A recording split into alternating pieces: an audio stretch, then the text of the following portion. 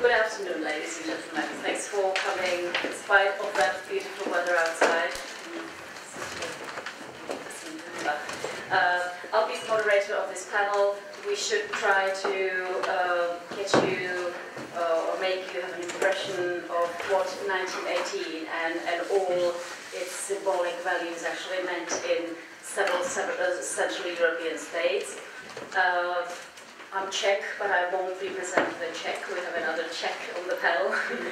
But let me start from my left. We have Christoph Kantner, who came from Vienna today. He's a journalist working for the Austrian newspaper Der Standard. He used to edit the foreign service of the paper. Currently he's editing, coordinating the opinions page. Then we have Miroslav Michela, the Slovak on the panel, who works both in Prague and Bratislava. He's a historian interested in nationalisms, the politics of memory, and also popular culture. As I said to my colleagues, this is the first time that I see him in an office suit. Lovely. Then we have György Csepeli, who came from Budapest to us. He's a social psychologist, so he's the right person to maybe interpret all of us here. And he's also interested in ethnic conflict, anti-Semitism, national identity and all that from social psychological perspective. And last but not least, we have Jan Hanslík, who's a historian by profession, but has also done many other things, including journalism and writing.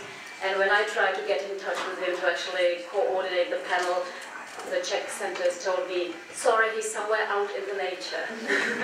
So he's the man who just came back from the nature. Welcome on board, all of you. The script for today actually it tries to include an objective introduction. This is supposed to be a panel about 1918, about the new states and old states, and all of us coming from these former new states and old states. But still, do we all know what we're talking about? And this would be the first question for Miro Michela. If you were supposed to very roughly, he's a teacher at the Department of History, so if you're supposed to give a 3-minute introduction into what 1918 actually meant in Central Europe, who are the new states and who are the old states? Thank you. At first, I have to say that as a teacher or as a researcher, I said that it's really hard to talk in 3 minutes about this kind of huge, complex problem, which is still a part of scientific discussions, not just in Central Europe. But I would like to stress few, I think, important moments which are connected with 1918 as a year which is really often interpreted as an end of one era and at the same time the beginning of another one. With the word of Eric Hobsbawm, it's kind of point where the long 19th century ended, which is ended in the First World War, and the short 20th century started.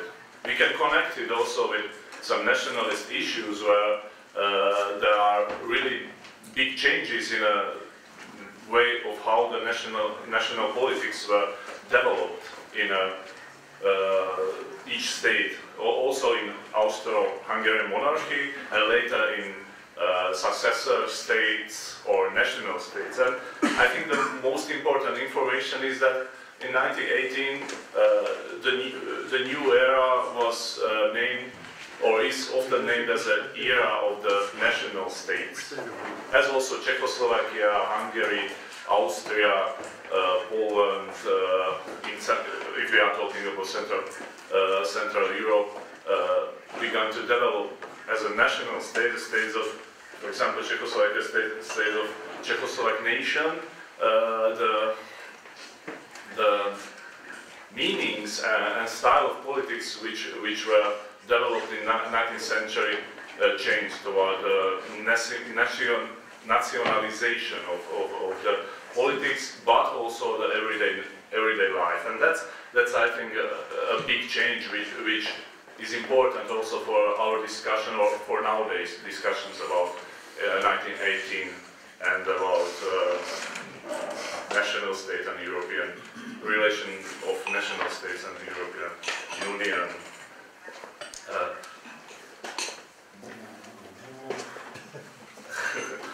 Second thing which is connected with my research, and I think it's also really important, if we are talking about national states and development of some kind of national state ideologies, we have to talk about national minorities also, because new states were not nationally homogeneous, and I think a lot of conflicts came also from different views for how to develop a new Europe. And just to mention the concept of Rogers Brubaker, who is talking about triadic nexus in connection of national minorities, nationalizing states, and so-called king states or homelands. It might be a good start also for our discussion in first half of the 20th century. Thank you. I expected a more down-to-earth picture of, okay, we have a new small Hungary and new small Austria and completely new states of Czechoslovakia, Poland and so on, but let's get to the mental change. If I may ask, maybe I would say there were some winners and losers of 1918. So surprisingly, the winners were these little Slavic nations. but may I ask the formerly major, empires and now losers of 1918? First of all, thank you for the invitation. I'm very glad to be here at this very new European panel. Talking about losers, yes, I think it's a very important momentum for at least for Austrian history that we see after 1918 some countries who have a story of liberation and other ones who have a story of loss, especially Austria with capital, which has to cope with the fact, as Clemenceau put it, to be the rest, which was left over after 1918, which had, of course, some implications. The emperor, I think, looked into a little bit of history, which is hard after Karl Schwarzenberg's Tour d'Horizon. But the emperor tried to save the empire, especially Emperor Karl, by destructing, taking back Austria from this kind of German alliance a little bit, which had which caused some affairs, the Sixtus affair, for example, and but it was too late anyway, and the Republic was declared on November 12th in Vienna. Maybe because we are in Prague, I should really tell a little episode which is interesting. I suppose most of you know the very famous and legendary reporter Egon Erling Kisch, who led the charge in the Austrian parliament actually on November 12th, and wanted to establish a kind of revolutionary Marxist regime in Austria, which didn't succeed. Then he went to the editorial building of the Neue Freie Presse, which was one of the renowned, still one of the renowned newspapers in Austria. And I forced them to issue a copy of the newspaper where he declared what his ideas were. And his brother was an editor there, and he was not really convinced what his brother was doing. And he came up with the biggest threat to his brother he could imagine and said, Egon, I'm going to write home to Mom about that. But then they found their way into the Republic, and unfortunately into two big camps in Austria, which ended up in a civil war after a couple of years, and ended up into this rather unfortunate developments moments in the 1930s where we run into also fascism and into occupation by the Germans in the Anschluss, which we had the anniversary on the day of the Anschluss recently. So I think one of the important issues for Austria, for the rest, as I said before, was to define itself a bit, to come up with a national story, which was rather complicated in the first decades of the existence of the Austrian Republic. This definition or demarcation was demarcation against the Germans, after all, even having some very German-friendly Nazis in their country. It was a let's say, very, very even obsessive self-scrutiny, actually, and somehow trying or attempt to construct an own identity, which was rather difficult during the wars and succeeded maybe only the last decades of the last century, where Austria was established itself into, especially after the accession to the European Union, established itself as a small, open, international country into a globalized audience. Which is interesting, and it took 100 years more or less to come through this whole process and to get somehow something to something which maybe paraphrasing Musil, he would have said a country with qualities, not so maybe at least here. Thank you very much. That was very interesting to hear about his former large empire now being a leftover only and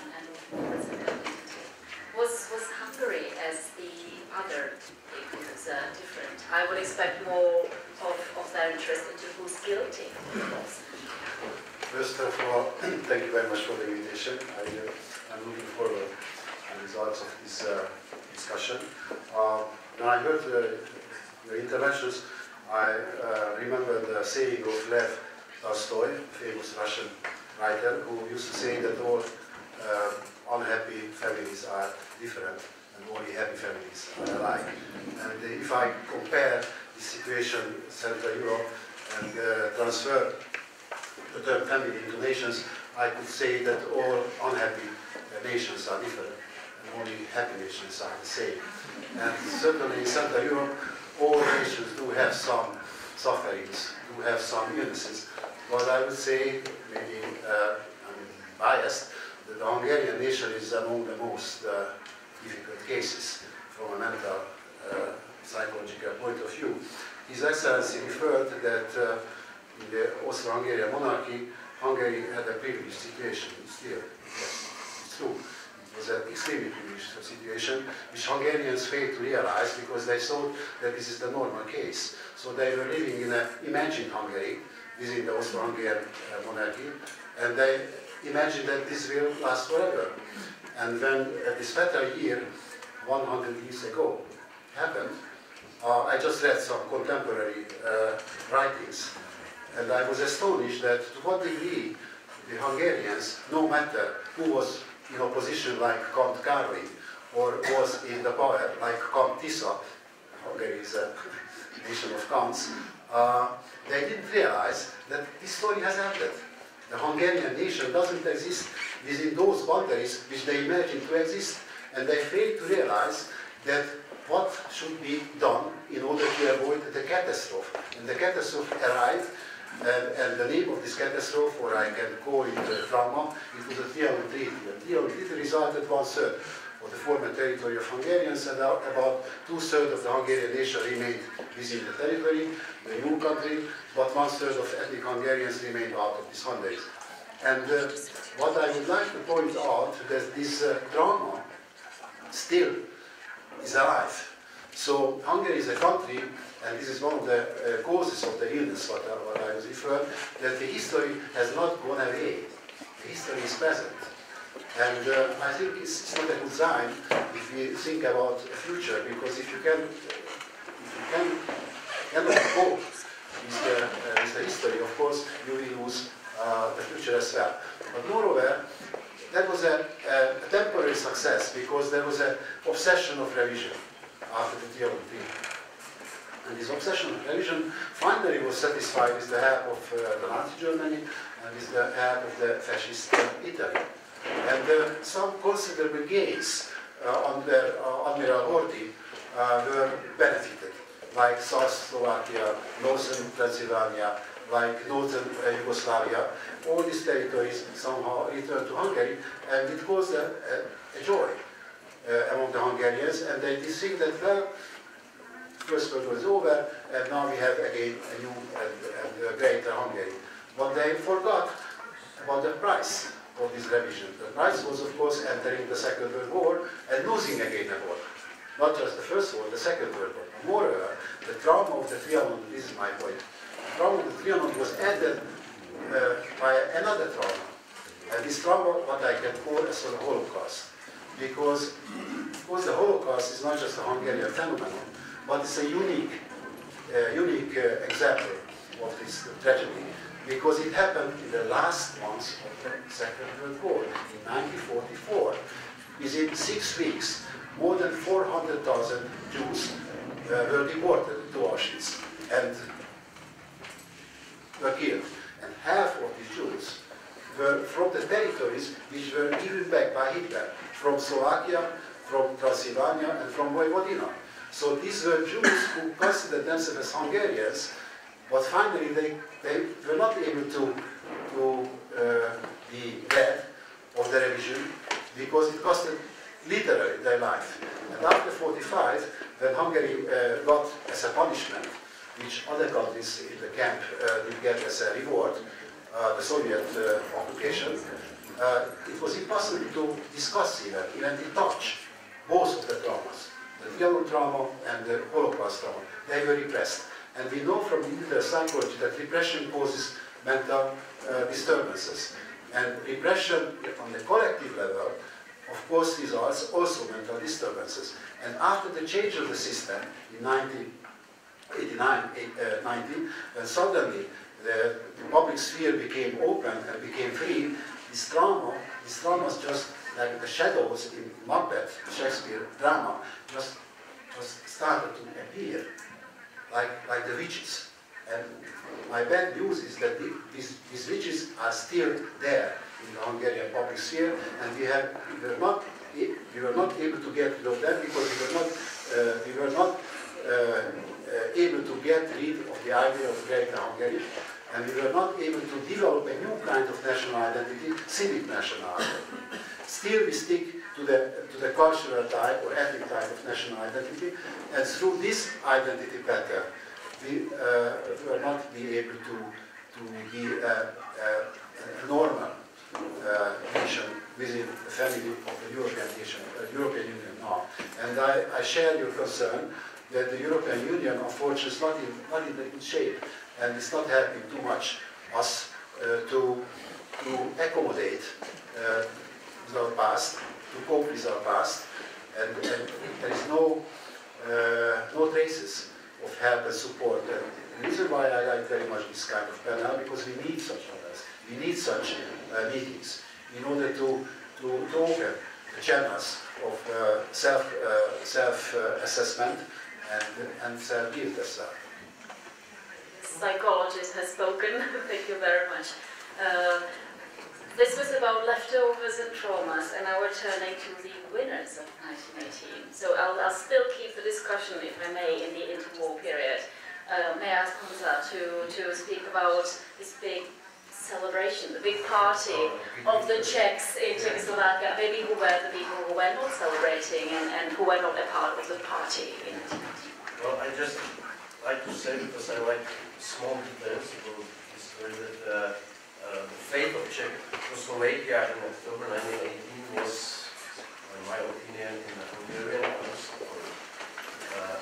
Because there was a Hungarian garrison troops in Prague in October 1918, and they could react more people or lazy or something, you know, the war was over, and if not, they could shoot everything like apart and deep. There is no Czech Republic today, so it's a victory with help of Hungarians, maybe.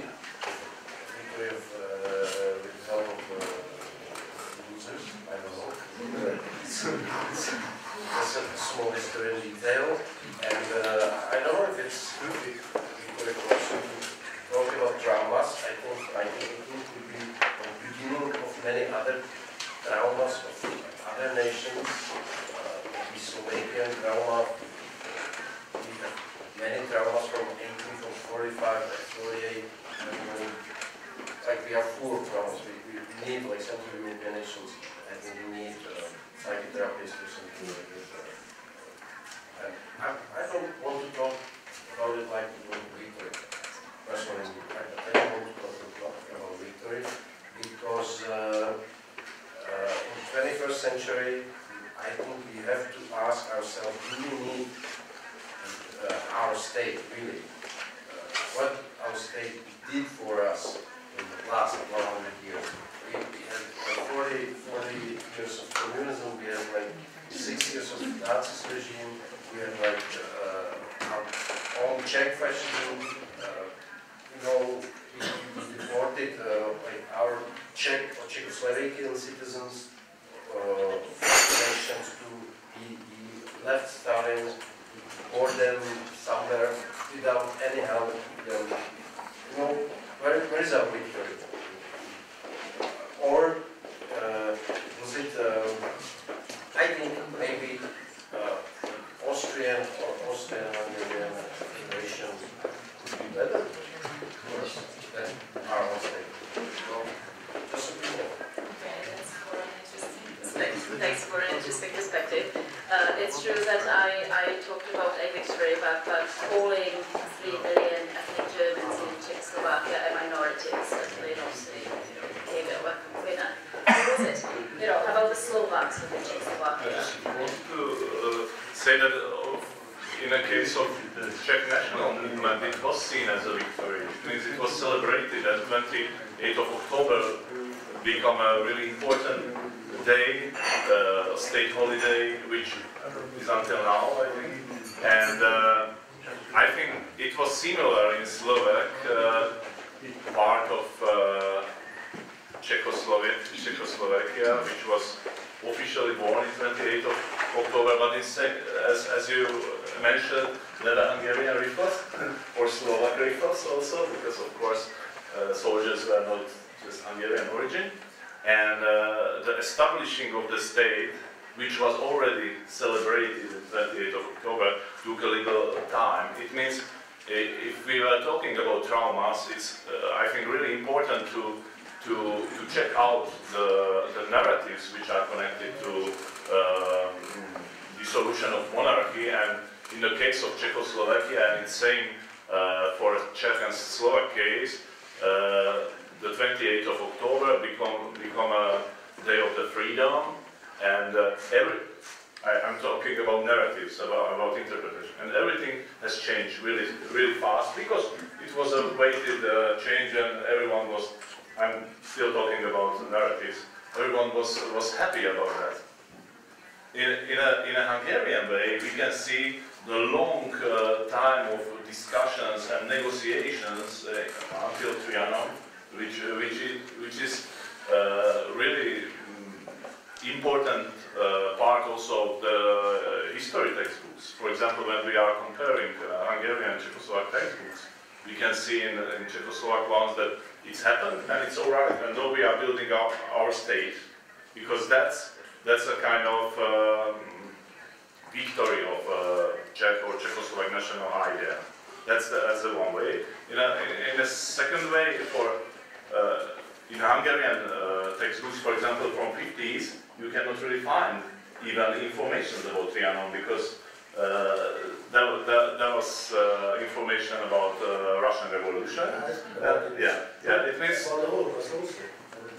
It means that was really repressed. But I would like to mention one thing about Slovak narrative in case of dissolution of Austro-Hungary monarchy. That I think we can speak about kind of culture or kind of collective trauma in case of fears. In case of fears to get of Hungarian revisionism.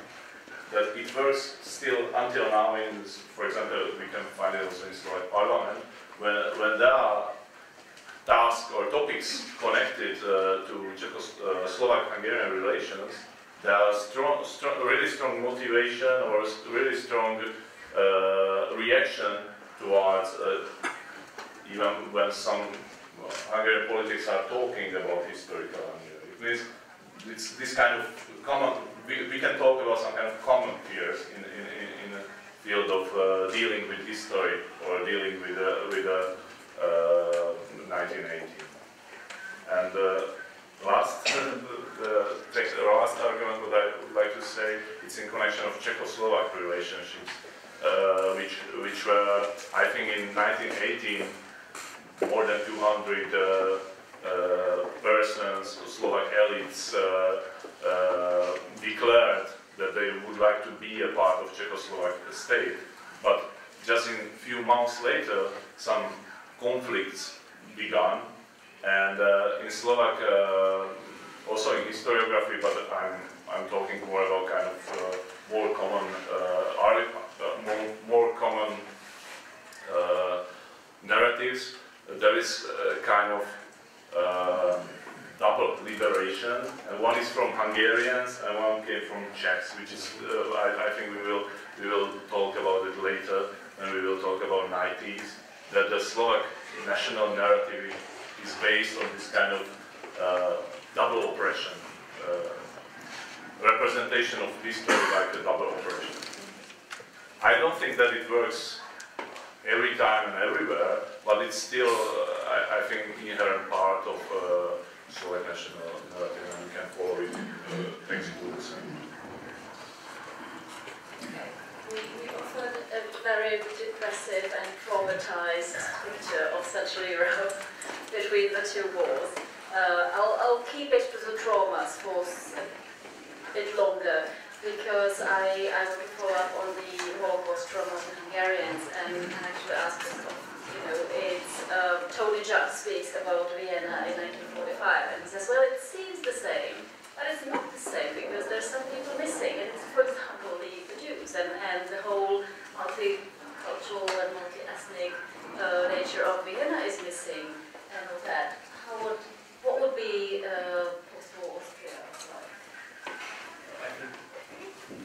After the war, the Austrians and after the Russians left in 1955, I think the Austrians also had found his peace in being a rather small, complacent, neutral, and harmless country actually, and he wants to keep a low profile and stay like that actually. And I think a lot of people missed their Jewish co-citizens, of course, but it took a long time, at least to the end of the 60s or maybe even to the Waldheimer affair, to realize that what happened actually, to get to their own historical responsibility. And that's, I think, I would buy a lot of what you said actually about trauma, Hungarian trauma, but I think in Austria we have come a long way, and most of the Austrian people, not everybody, but most of the Austrian people have taken their responsibility, or they have seen the responsibility of their ancestors. And what strikes me when I'm around in Budapest is kind of obsession with history, which is unbelievable to me actually. I would say I follow you when you talk about trauma and keeping down the traumas, but what I do not see in Hungary is what I see in Austria is that we managed somehow, which was a very difficult process, to put the demons of the past where they belong to the past. Hungary don't see that. That's a very interesting difference, I would say. I don't know if you agree. Of course, I would be happy to give some more details. I used to have a course for foreign students how to become a Hungarian. And in the first class, what I say that forget to smile. Hungarians are not supposed to smile. Hungarians are not supposed to be happy. And they have a special mental setting tuned toward negativity. And just to give an illustration that this independence, which finally was after 500 years, after the Mohács battle, we were not independent. And turned out that in 1920 we became independent. But no Hungarian were happy for this independence because of this trauma, because they expected to be independent at much greater Hungary, which didn't exist, never exists, just in the imagination. It still does exist. The taxi driver, for instance, so on each motor car there is a greater Hungarian map, which is causing fear in our Slovak friends that Jesus Christ, they want to get back the family day. Actually, they don't want to get back it, because this is just a mental process. It's just a phantom pain, you know, the phantom pain when someone is amputated and still he does feel that his arm or leg does exist. This kind of phantom pain we have, and there isn't this kind of negativity. Negativity, what does it mean? That we don't have in the national calendar practically positive holidays, positive national holidays. You know, usually national holidays are when you express joy, but all of our national days are of days of mourning, days of loss, days of martyrdoms. So this is which comes back every year, like in the church liturgy, that Christmas comes back every year. The Memorial Day of Trianon comes back every day. And I don't want to cause frustration, so I won't give you all of our negative days in our year. The second point, and which is very important, and that will be a third point in my head, it's our anthem. I don't know to what degree you know the Hungarian anthem. Perhaps you know because you speak Hungarian. I usually in my class give my students to the text of the anthem written by Kölcsei at the beginning of the 19th century, and the task is to compare the Hungarian anthem and their anthem. And what they realize that Jesus Christ is not an anthem. This is a very, very sad, very depressing song, a complaint to the God that the God doesn't love enough us as Hungarians. We would have deserved, but the God simply is declined, and moreover, he's accusing us with guilt, and we accept this guilt. So this guiltiness, no other anthem in the world, because I checked it, which is focused on the theme of guilt as a collective trait. And every year, all school children, in the beginning of the school year and the end of the school year, have to sing this anthem. So it becomes his second blood. And this is really very depressing, and it causes a collective depression. So this is the point that I wanted to make, this negativity caused by this tragic feeling of the history, not the inability to feel the positive sides of life. And therefore, the result is what I can call, or a colleague of mine, András Gerő, used to say, is a culture of complaint. So when you look at the world through the prism of complaint, of course you are not able to cope with reality. And all the time, and this is the last point I wanted to make, all the time, because there is a mismatch between the imagination and reality, and it must happen, this mismatch, then there's a trick or device, psychological scapegoating, to find scapegoating. Not the scapegoats are the migrants. And the major scapegoat is George Soros, who is presented as the devil of the Hungarian Slav. But earlier scapegoats were Károly, Kant, one of the Kants, second then was Görgei. So we have really ready to export scapegoats if you want. We're good at guilt as well, I would say, at least in the Czech identity and Czech narrative. Slovak might not be good at that. But the guilt is somebody else's, for sure. So there's somebody else to blame. And that's what takes me to the communist, socialist era in Czechoslovakia. how did the radical phase of communism in Czechoslovakia in the 50s work with the interwar Czechoslovakia in 1918? Well, first of all, we have to see Czechoslovakia after the Second World War like one nation country. Or, sorry, like. But it wasn't before war. As we know, there were almost 3 million Germans, there were 100,000 of Jews. We had a small part of Ukraine, and so we were like a multicultural country, and it was good for us, I think, because it is good, I think. And now with communists, we all know what is regime about. We have one nation, we have no inside enemy except like Kulaks and okay, but no, that's that idea because we have many inside enemies. And but you know, for me, communists didn't want to celebrate 1918 because of the Masaryk, because of First Republic, because of bourgeois, because of everything which wasn't communist, which was typical for communism. Communists tried to change the regime in 1920. It was like a little bit it wasn't successful, you know. And so for them it was like lost 50 years from 30, sorry. Lost 30 years without communist regime, without communist politics in government. And I think for communist Czechoslovakia started in 1948. What was before for them wasn't important. And that's how they try to teach history. And the interesting thing is that it's still here. That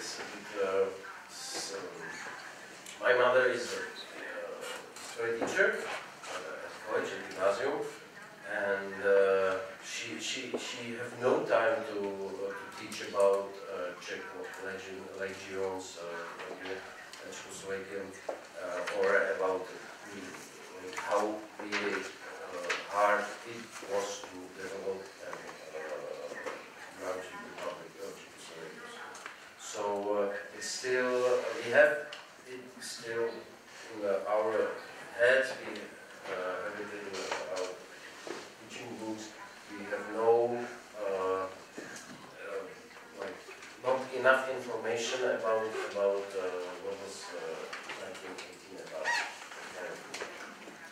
Maybe the difference was that in the interwar era you had many more narratives even within the Czech discourse, and after that the communist government somehow really managed to make only one narrative accessible to everybody. So the textbooks suddenly did not include any information about the ethnic Germans ever, and they did not include information about, well, maybe the Slovak state during the war as a negative reference or something like that. But what I meant by the question was more like who was considered guilty for establishing communism. You know, that's an interesting mental question, because usually if you describe the establishment of communism today, it's like the Soviet Union,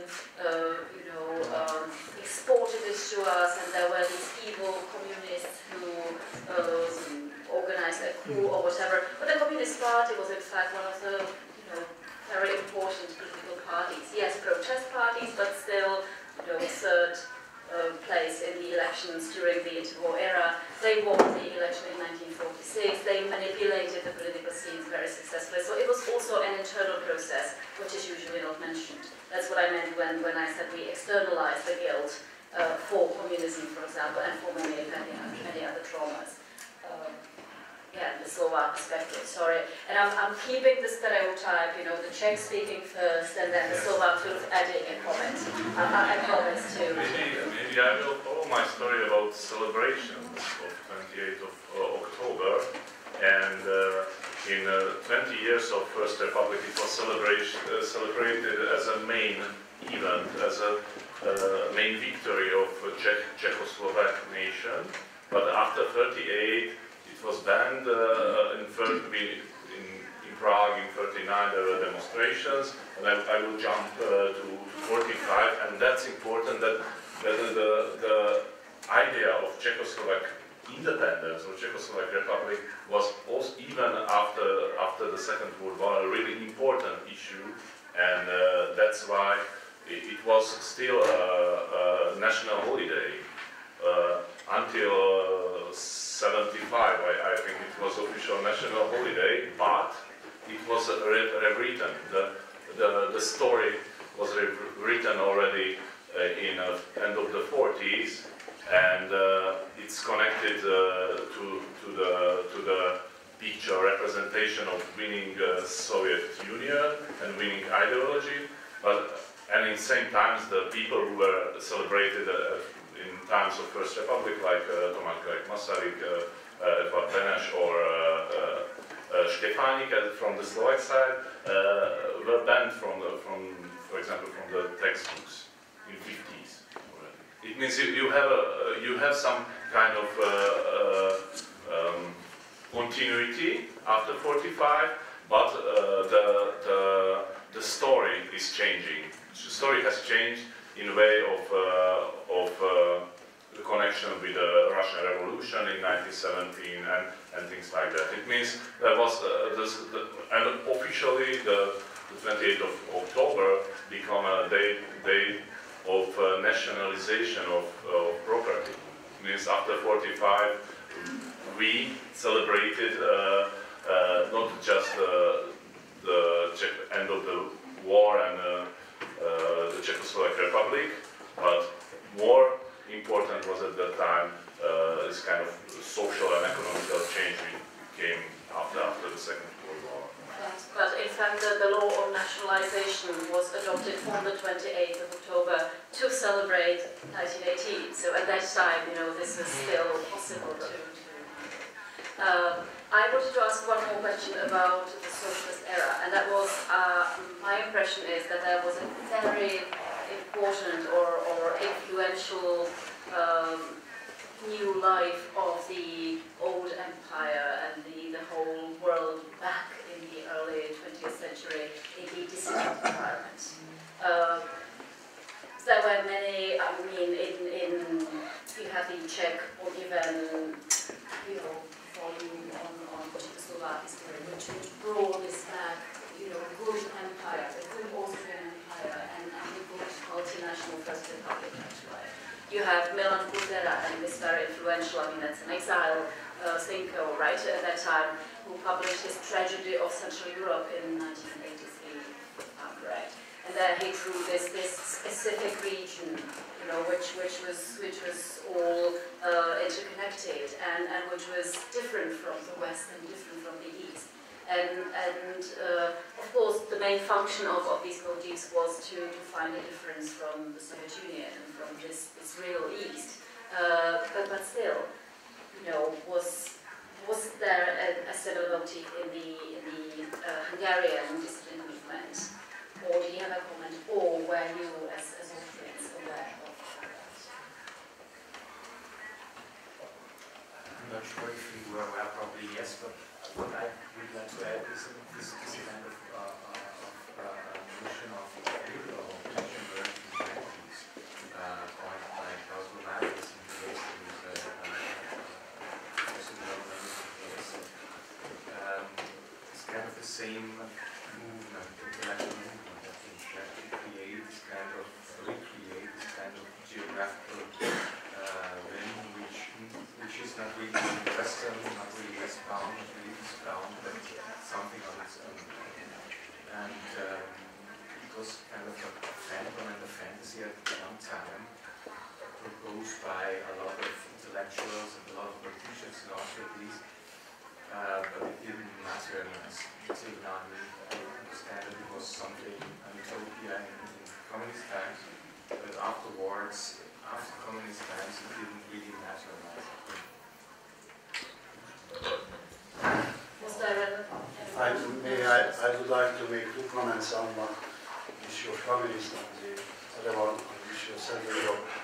The case of communism in Hungary had a very extraordinary course because now we commemorate the year of 1918, but 1919 in Hungary for 130 days actually there was a test republic called Soviet Republic.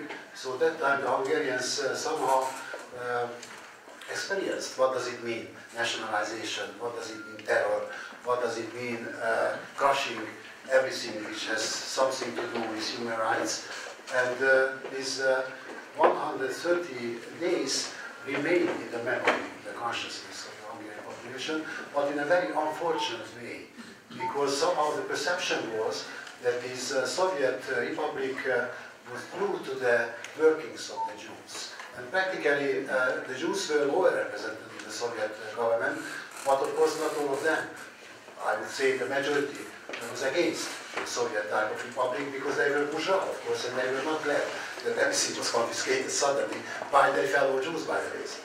Anyway, so the Soviet Republic disappeared, but after 1945, when we got as a punishment this system of communism, then Stalin had a very tricky idea, and he sent 4 major communists to lead the country, and they happened to have Jewish origins. And they, of course, they didn't have Jewish identity at all, but they were perceived by the majority. So this anti-Semitic context of the communists was reinforced by these 4 persons. And then came a very important turning point in our history. It was 1956. 1956 was a national revolution against the Soviets, and of course, as all Hungarian revolutions, it failed. But nevertheless, after the 56 revolution, János Kádár, which is a very rare case among politicians, showed signs of learning. And he didn't try to establish the old, very strict communist system, but he established a more loose, I would say, more liberalized version of the communist system. So he made communism, you have heard, of course, the term Gulyás communism. I don't know to what degree you like Gulyás or not, I happen to like Gulyás very much. So the taste of Gulyás really was real, it was not imagined. So it was a different kind of socialism. And this socialism was lost in 1989 after the change of the system, and still is a pain. That kind of Gulyás communism we don't have anymore, because from the happiest barrack of the socialist camp, we have become the saddest shopping center in the Western camp. So this is not a good experience. And just one comment about Central Europe. Central Europe really has become very popular among mainly Hungarian intellectuals, of course, not among the population. A famous historian, János Szűcs, wrote an extremely influential essay. First it was published in Hungarian, later it was published in several languages, and in that essay, by historical means, he shown the existence of Central Europe. Of course, this Central Europe disappeared sometime in history, but he was able to show that there is, in fact, a middle zone between the Western type of social organization and the Eastern type of social organization. So between the Russian sphere of interest and the German sphere of interest, practically did exist a historical zone. This zone is the small East European nations. And the compelling message of his essay was that these nations should somehow connect each other, should somehow to coexist with each other peacefully. And this was a very important message. And when József Antal, the first prime minister, after the change of system, established the Visegrad 4, he was led, his idea was directed by this message of János Szűcs and Budapest, that maybe we can do something in Central Europe, which is a specific version of human destiny. It's European, but not like in Western Europe, not like in Eastern Europe. Why don't we show our specific identity? And my basic concern that maybe we lost this idea. And now we don't have Central Europe. anymore, maybe in our saw, in our dreams, but at least in the Hungarian case, I'm safe to say that they are more and more like Eastern Europe. So the difference between Putin and Orban is just in size.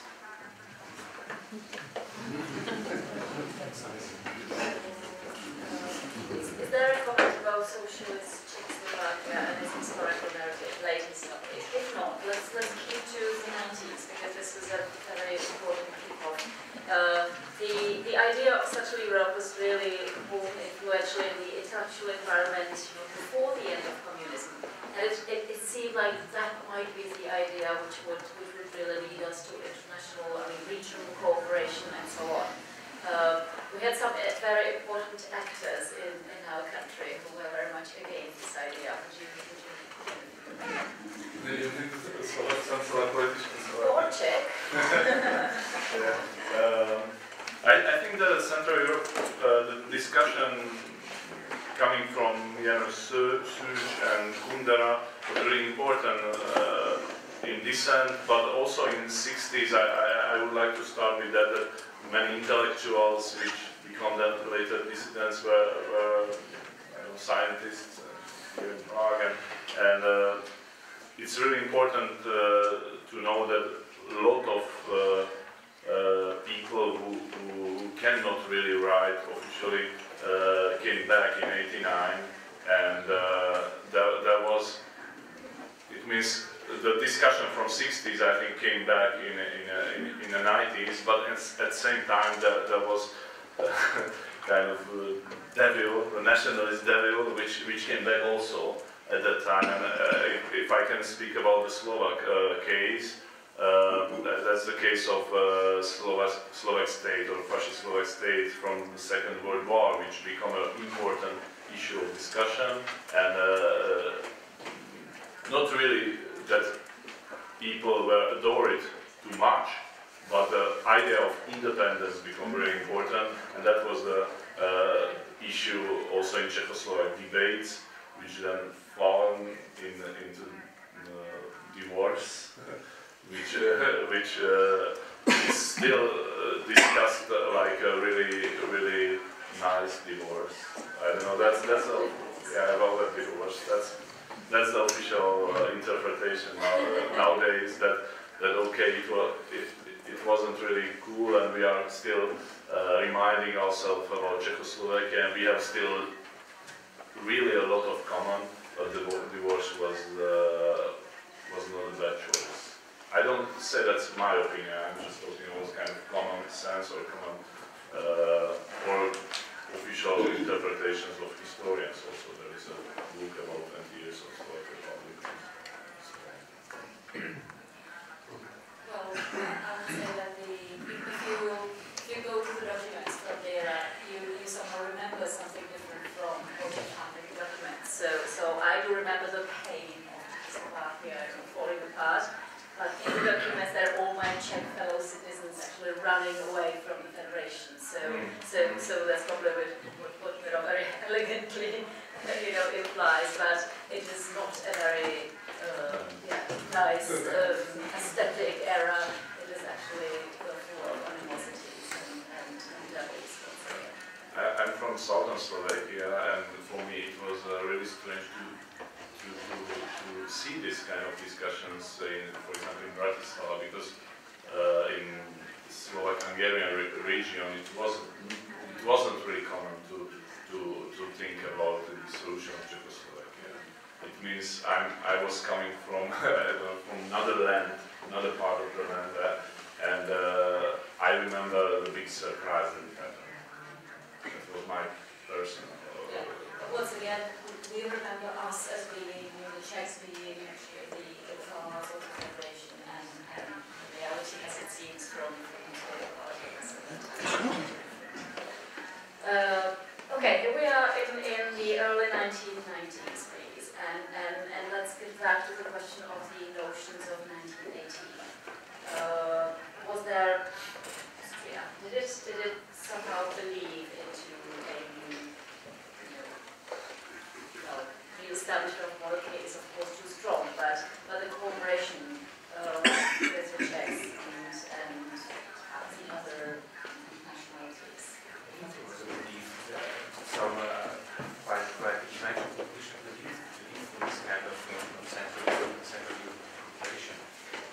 maybe a little bit naive from the Austrian perspective, because they maybe did not fully understand the implications of the colonial past and the animosities between the states, maybe. But there was a belief. But on the other hand, we also the entity in the early 1994, I think, five, and then I think the Austrian focus was a little bit distracted, and of course there was a strong business focus into Eastern neighbors, but politically I think the focus changed completely to Brussels and to doing business in Brussels, and yeah, that's basically it. So I don't think there was for a too long time a little fantasy of re-establishing kind of an empire. Vienna and the politicians in Vienna already knew, and the government already knew, right, during this process. That's the food we have to enter. There is games played there, basically. So that's it about this kind of historic maybe notions. So would you please comment on the Czech comeback of 1918, the first Czechoslovak Republic In the 90s. Yeah. Well, let me say something. In the 90s, I was arrested by Slovak police in because I was there with my friends, students, and we visited normal village sort of pub, and it started like very nice evening. We were talking with Slovak guys our age, and it ends with a very rough argumentation that my friend was screaming at the Slovak opponent, without us you have schools here, you have no official buildings, you have no railways, without Czechs you are nothing. So it ended with fight, and police came and arrested us all, and nothing happened then because we started police very lot. But I'm talking about this because I think that there's like two, for Czech and Slovaks, two important things. Slovaks need to be separate on their own. That's why Czechoslovakia separated, I think. But Czechs need to be imperialist a little bit, because we were suffering under Austria. We were the weakest, or we were the weak part of it. And now, in our own state, we wanted to be direct God, as you said. And it was still life in the 90s. Now I think it's completely stupid and funny. It's just like funny story for me. But in that case, in 1995 or 6, it was a real rough argumentation, and my friend was really angry about that Slovak are not polite enough to us, are not thankful to the Czechs, because without us you were like, you would be like apes or bees or something like that.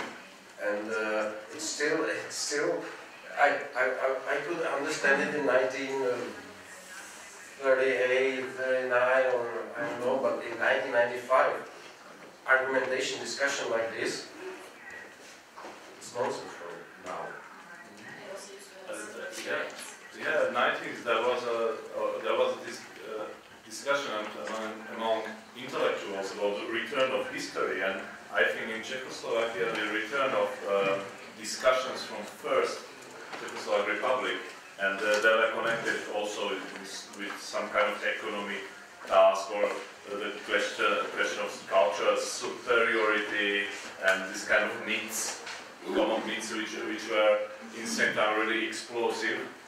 Very important part of Czechoslovak journalism, for example. There were personalities like, of course, like Beneš and Masaryk, but also like Linka, who was autonomist, and from this kind of Havel war in parliament was somehow connected to discussion about the First Republic.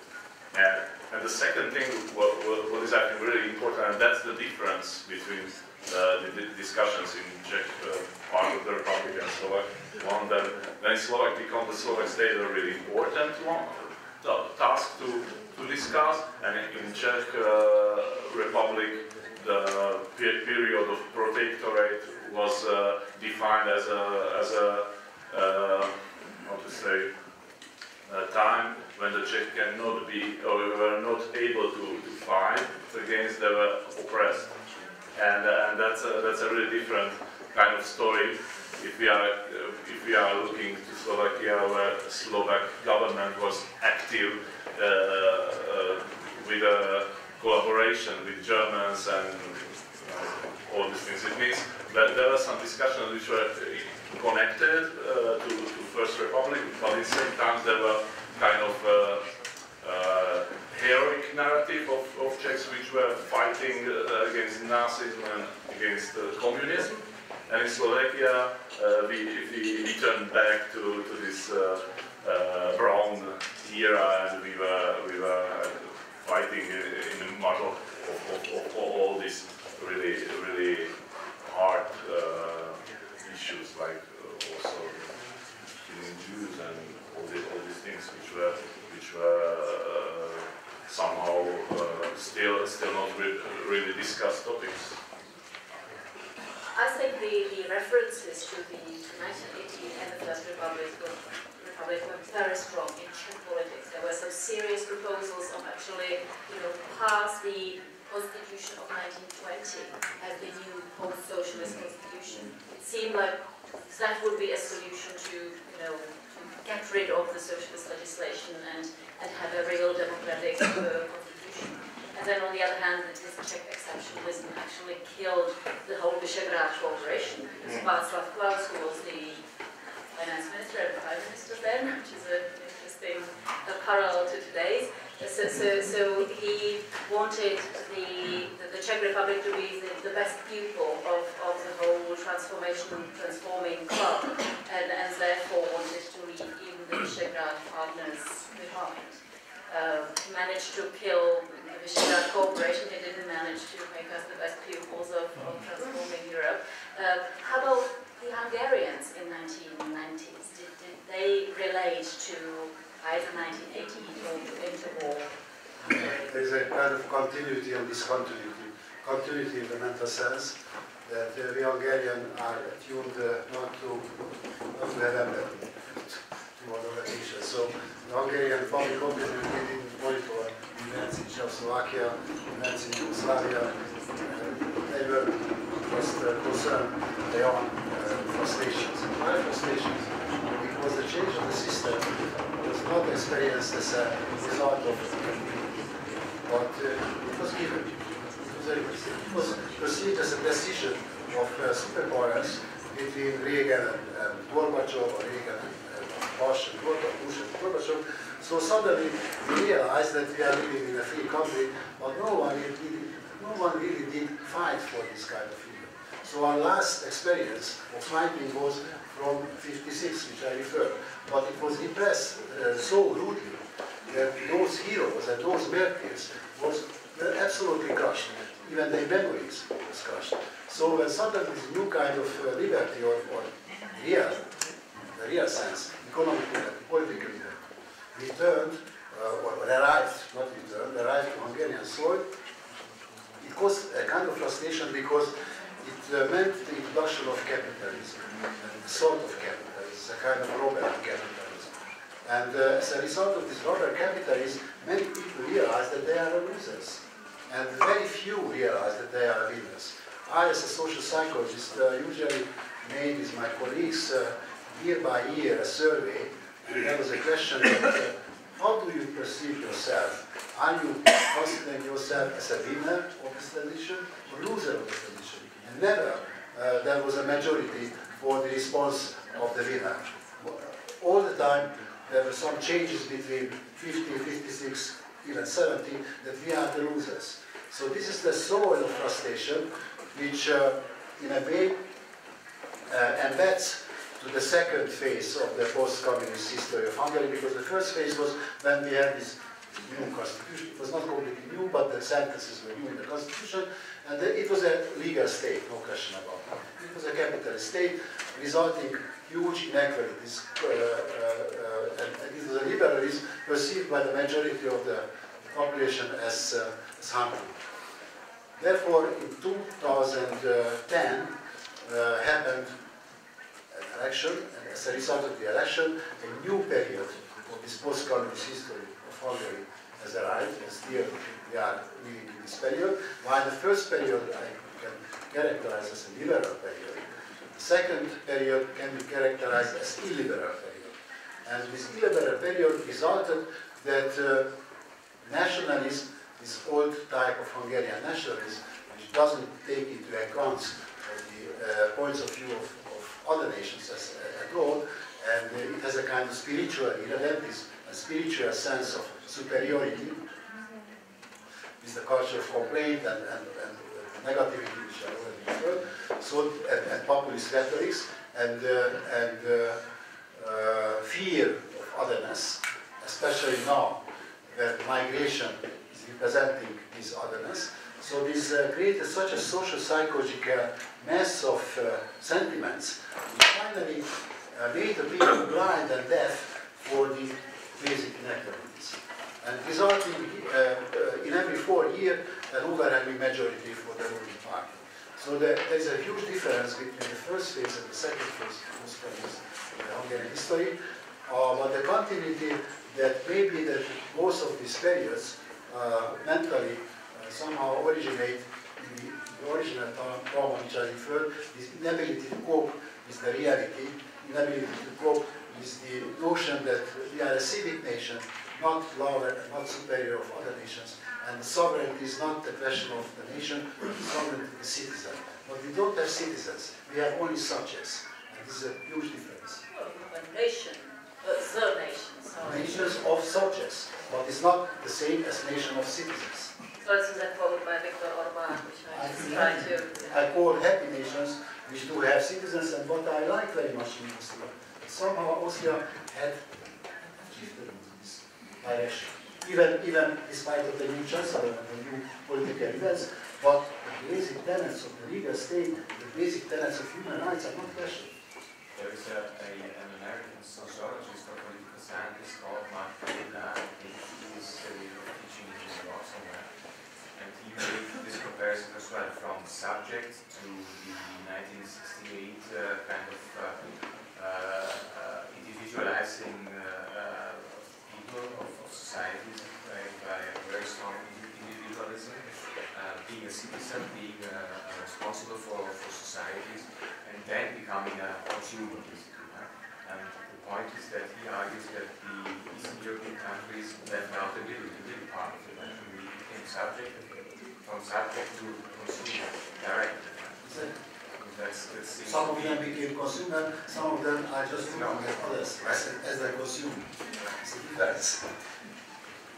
But even before, the beginning of this liberal era, as you call it, we had the period of the early 2000s or the year 2000 with a radicalization of politics and such.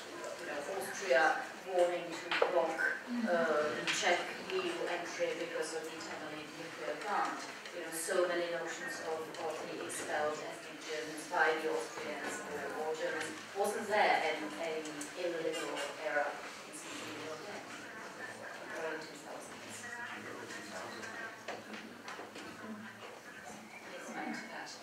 Well, this is just before the East European countries, the Central European countries became members of the European Union. There were many animosities,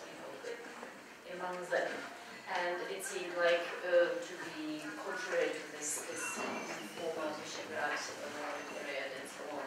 And Austria at that time was a pretty tough partner, you know, for us. I'd like to just ask you, or I'd like to know if the situation you were talking about is the heritage of communism, or because, as you said, in Austria they have some problems, but not this one. And so I think that it could be a heritage of totalitarian regimes. Well, I would say that certainly the legacy of communism are still present, and it does help us to explain what happened. But I think that the legacy of totalitarianism and the legacy of this obsessed national identity is much more powerful. So these two factors explain together the present mental state of the population, at least in the case of majority. I would like to just add one very important point, because in 2004, when Hungary joined the European Union, that time happened like Europe, the Hungarian government, and I was extremely proud. Finally, Hungary has become a member state. And I was not alone. The whole country was in joy. Very exceptional Hungarian history. But this joy again disappeared. And why disappeared? It disappeared when the European Union couldn't, I don't know what happened, how do you perceive it to work on this? But later turned out that the European Union doesn't want us in a real sense, just like when you have a kid, and of course you let the kid into your house, but just keep him in the kitchen. Better not to come to the summer. And what they did, they gave, and still they are giving immense amount of money, so-called help, so-called cohesion and structural funds. And what happened that these funds were not used for the purpose which the European Union, the bureaucracy process designed, but practically this money was stolen. And somehow the people couldn't understand, still they cannot understand, that why the European Union is so neutral, so indifferent, that his money is just disappearing like the snow when the sun is shining. So this experience, the inability of the European Union somehow to discipline the country, and what they see, it was absolutely clear from Brussels that this illiberal turning point is happening in 2010. But nothing has happened. And still, now we have the perception that even the slavery can be introduced in Hungary, and Brussels will just happen. It's very nice European habit. Of course, in our countries we don't use it, but maybe it's according to Hungarian traditions. So not slavery, but serfdom. Serfdom. Why not serfdom? So I don't speak. I don't tell in Hungary because maybe they take it. But I think there's a matter of truth. There are 40 cases of opened by the European Commission, and the Hungarian prosecutor general turns them down one after the other. So what shall they do? I mean, they're blaming and shaming Budapest. They are trying to force Budapest, but I mean, still a sovereign member state of the European Union who should apply European standards. I don't know what to do. I just spoke about perceptions. Well, we mentioned one perception on the Czech side. We have a very famous and important man, the head of the government and the head of a very important Czech company, who is also accused of a fraud connected with the European funds. And when he won the last election, journalists asked sociologists, how come you made this opinion polls, and how come people didn't think it was bad to steal money from these funds? And they said, well, no, actually the respondents said they liked it about him.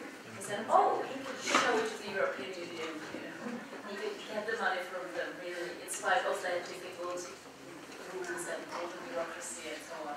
So I'm also speaking about perceptions here, that they think it's purposeful as that.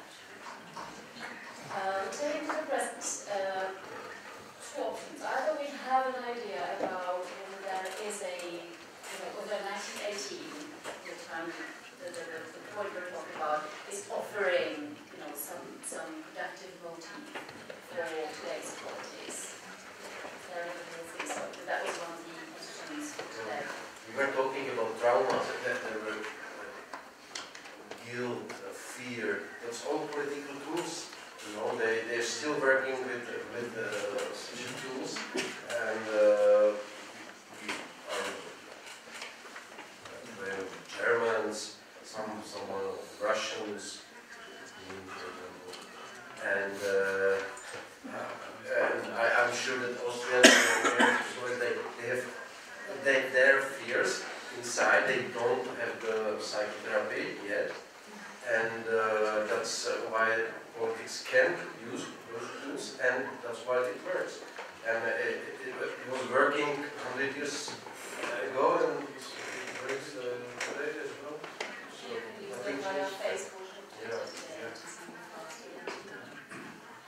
what I would like to see, but I know it's a dream, to have a common Central European history book. And of course, I do not think that history book should be contain just one text, because it's impossible. But what I would like to see just to read parallel narratives. So how Slovaks do see themselves, how we do see Slovaks, how the Slovaks see ourselves. So this kind of how to say, patchwork of historical narratives to be translated into languages of our countries. I think it would help a lot, because what we really do not, what we really could need, and this is what I was referring to the Lev Tolstoy metaphor of sad families, that we don't have collective therapies. And perhaps such a historical textbook which would be taught in early age in our schools, maybe it can be, should be taught in English. So it would help, because otherwise, if we don't have, we cannot include a new generation into this collective self-therapy, then we shall be condemned that the history will repeat itself, as Nietzsche said, an eternal return. So everything will return all the time, which would be very, very sad. In historiography, we call this plurality of historical narratives, but you can also take it from the perspective of group therapy, which is very interesting. Yes, we could really do it. There is some time left for a few questions. Do we need any microphone for...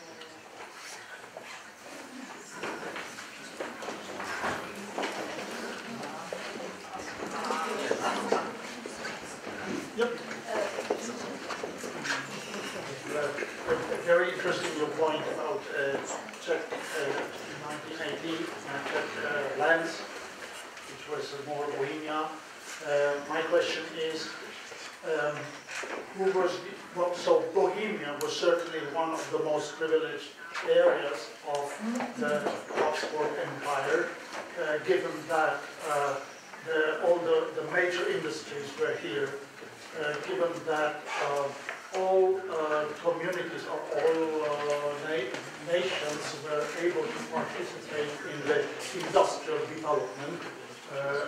As an example, Skoda bought the company from a German guy, or Václav came from over the Slovak mountains to Zlín and created this fabulous industrial complex. So, and that was during the Habsburg, Franz Joseph time.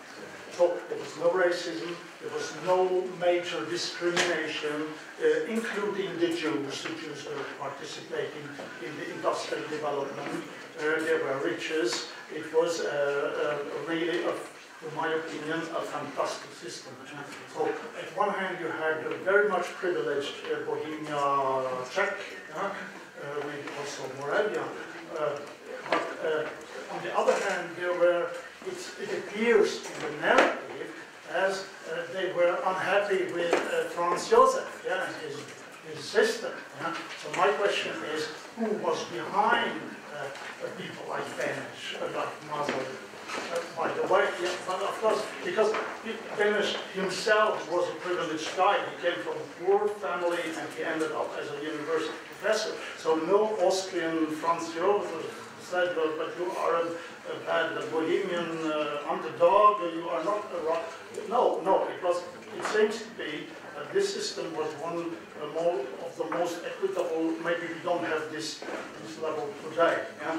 So I don't know. So that's my question. Who was, when you filled the Václav with 200,000–300,000 people, it doesn't mean that 7 million of Czech or Bohemian were in favor of this separation, of this disintegration of a system which fared well for them. For the Hungary, yeah, just one sentence, I don't follow your narrative. The Hungarians, precisely, they did one thing. In 1848, they fought for their national privilege, yeah? And they were successful. They paid with blood, 3,000 ten. Yeah? Okay, from then on, they were given let's say, a granted place in the Habsburg system. They always got the foreign minister was always Hungarian. Yeah? But they did not develop, there was no interior development, there was no industry, there was nothing, the people remained poor. Yeah? And maybe they were 50 years away. Yeah? So they were underprivileged. Yeah? And they had a reason to depart from the Austrian Habsburg system. And the last thing, I was 5 years ago in the eastern part of Romania, Tushnap, maybe you know, everybody speaks Hungarian today. Everybody speaks Hungarian. So the trauma is real. The trauma is real. The problem which were created by Versailles and by are not resolved. They're still under the floor, under the table. Thank you. Let us collect 3 or 4 questions now. The gentleman in the first row, if I may ask. Hello, Alexander Group, my Austrian ambassador to Prague. We talked about traumas, and I was wondering if we say that in Czech society, or maybe in Hungarian society, in Slovak society, or in parts of those societies, there's a trauma of Habsburg domination until 1918, a trauma of Third Reich domination in the years 1939 to 45. And then the trauma of being ruled by the Soviets. Would you say, without comparing, no misunderstanding, but without comparing the European Union to totalitarian systems, but do you see in your societies or in parts of your societies a fear that, to a certain extent, the European Union might be also a sort of domination? I mean, if I take, without getting into the migration discussion, but this was a nice example when a majority took the decision of quotas, and all these countries was an uproar. And to what extent do you see in your societies, in Czech Republic, Hungary, Slovak Republic, a sort of fear that there might be again domination by Brussels? Thank you. Thank you. And if there could be one more question, perhaps.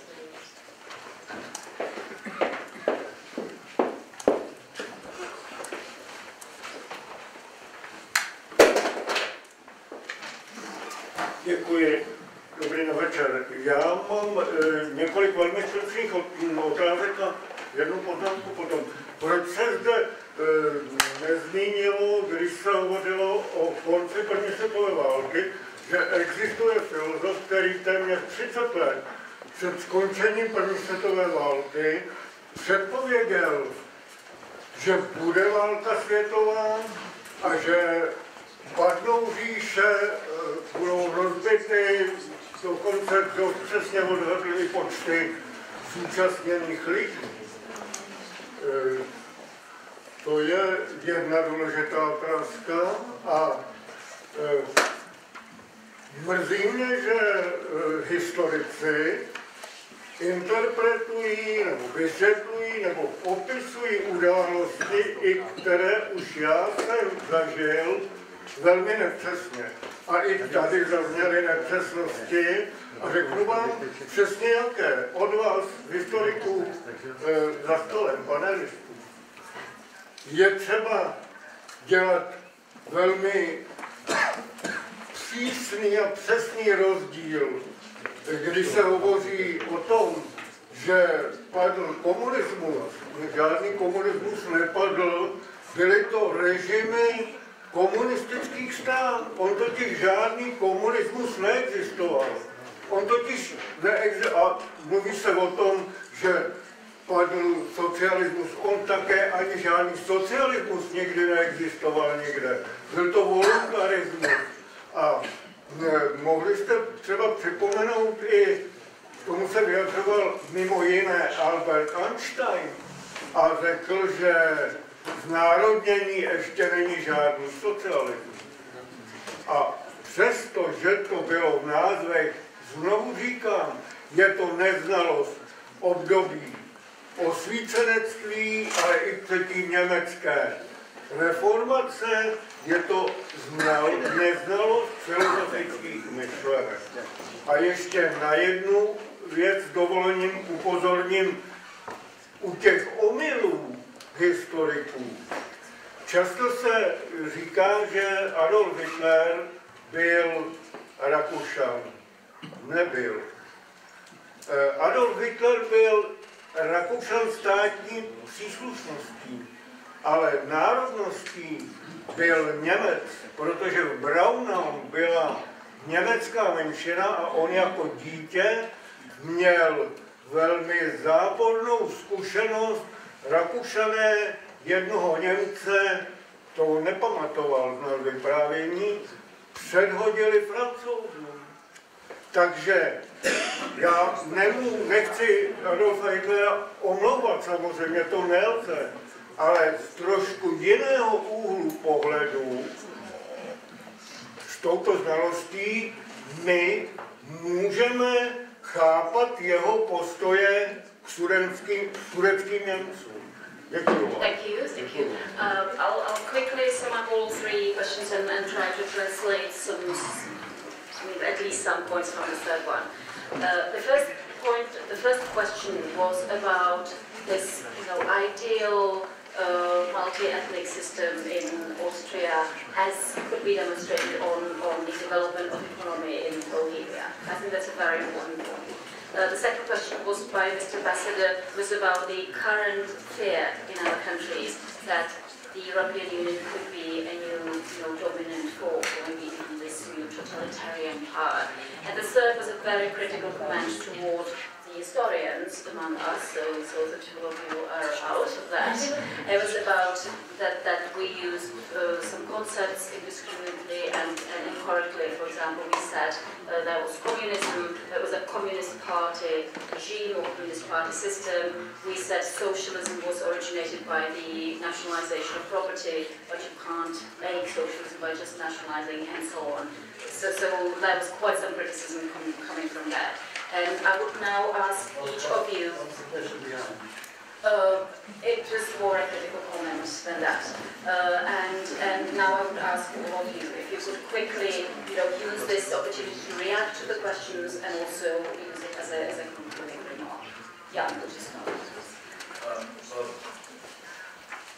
As the first question, maybe I have really no idea who stood behind the nation of Masai.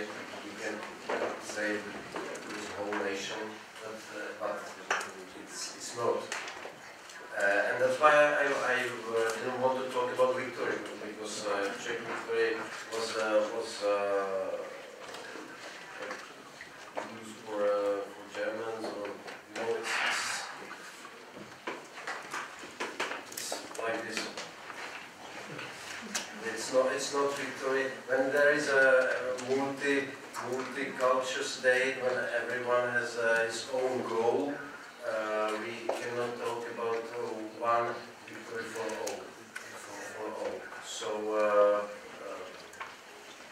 I think Czechoslovakia was prepared for many years of Czech nationalism, which was really funny for me. It belongs really to the 19th century and has no place in 21st century for me. But it's and the First War really helped to develop these activities, and that's why Czechoslovakia is here for people. I really don't know who paid it or who. Yeah, I'm not looking for another Soros who paid like Masaryk's picture, because it's not important for me. We have our own state right now, and we have to behave like that. And do that. Most of the questions were very important, and I'm happy to try to answer. First, concerning the privileged situation of Hungary within the Austro-Hungarian monarchy, my point was, and I repeated that from a nationalistic point of view, this was really a very privileged position, because there was a Hungarian government with a prime minister with responsibilities which before never experienced by Hungarians. So there was a very active political life, and moreover, there was perhaps not so strong prosperity like in Bohemia, but there was a prosperity. And if you go now to Budapest, the Budapest as it looks now practically was built during the 50 years of the Austro-Hungarian monarchy. All the major buildings, all the whole design comes from that period, before 1867, so the compromise. Budapest was just a small city, even not a city, because 3 cities. It was united into Budapest during the monarchy. So that's the point, that Hungary, at least in a psychological level, but I think it's an objective level as well, could really experience a kind of frustration as a result of the peace settlements after the First World War. And the example which you refer in Tusnádfürdő, that's the heart of the so-called secular land, which is inhabited still by Hungarians. But you, of course, just pay attention to how interesting that in Romania so many people who speak Hungarians. But for Hungarians like me, or for my kid who is 10 years old, and I just took him last year to them, and he asked me spontaneously, Dad, why these people do not belong to us? Why these people do not part of Hungary? Why do you speak Hungarian in Romania? So in the south, is still this frustration stemming from the Trianon Treaty does survive. And your question is really very important. In Hungary, I do not know how is it in the public opinion of the other post-monarchy states. There's a differentiation between Brussels and the European Union. The European Union has an overwhelming popularity. 70% of the population does support. And they know why, because the freedom of movement, I think that's a major point. So that there are no borders. You cannot understand, for me, who was socialized on the control systems of borders. It's an overwhelming joy just to pass frontiers without being noticed, or at least not known that we are noticed. So there's a popularity of the European Union, but there's a strong criticism concerning Brussels politics, not just among intellectuals, but among the populations as well. And perhaps a new kind of European Union would be needed, which would be based on the principle of people instead of just bureaucratic imaginations how the people should like. For the questions, first about the traumas or kind of collective fears. I think in First Republic the main enemy or kind of historical enemy was the Habsburg family, royal family was depicted or represented. But nowadays I don't think that it works like that. Just to mention the attempt of the last emperor to come back to Hungary, there was a really strong contra-activity of Czechoslovak diplomacy, and also the Little Entente was born at that time. It means the in the case of kind of political mobilization, at that time it was like a big fear or big something which have to be done. You know? That's the story which we don't want to come back, and we are building our new state, and that's the past what we would like to avoid, or we would like to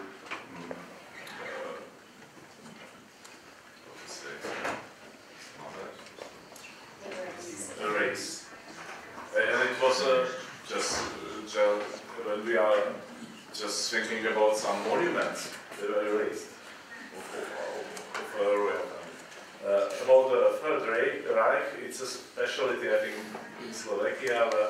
This kind of collaboration topic is still an important part, and before 1989, it was kind of silent thing, really silent thing, but a lot of families had something to do with the dictator regime.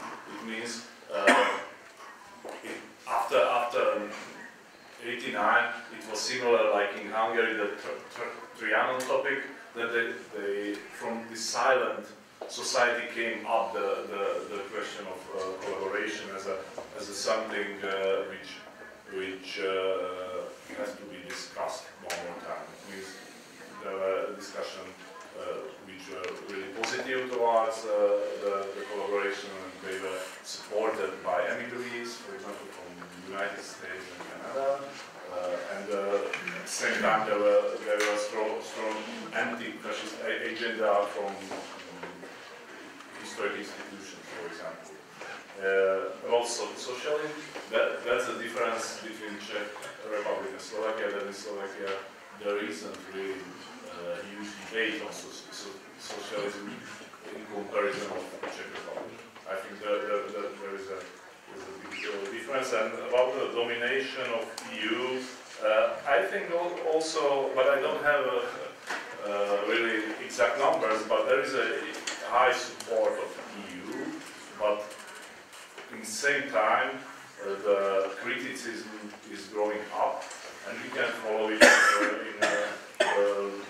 politics, in parliament or in elections, where some parties are using a really critical tone against EU and against Brussels.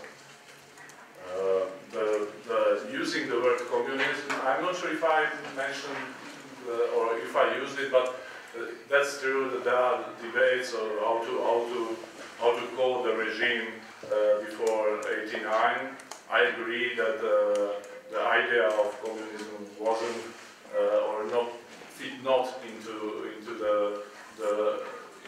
what we have lived in era of Gustav Husak, and who was supporting Tomáš Garrigue Masaryk.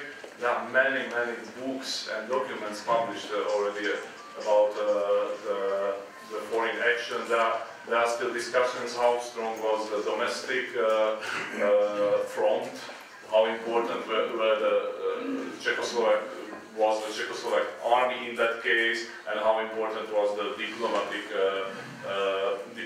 attempts to discuss the topic in the diplomatic area. It means there's a huge amount of literature about that. Right.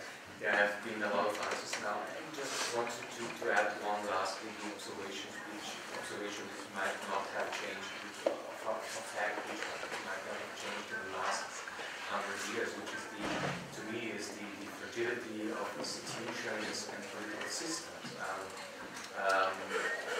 What we have seen in 1918 was a complete political change, and that we will see it again in the next couple of years.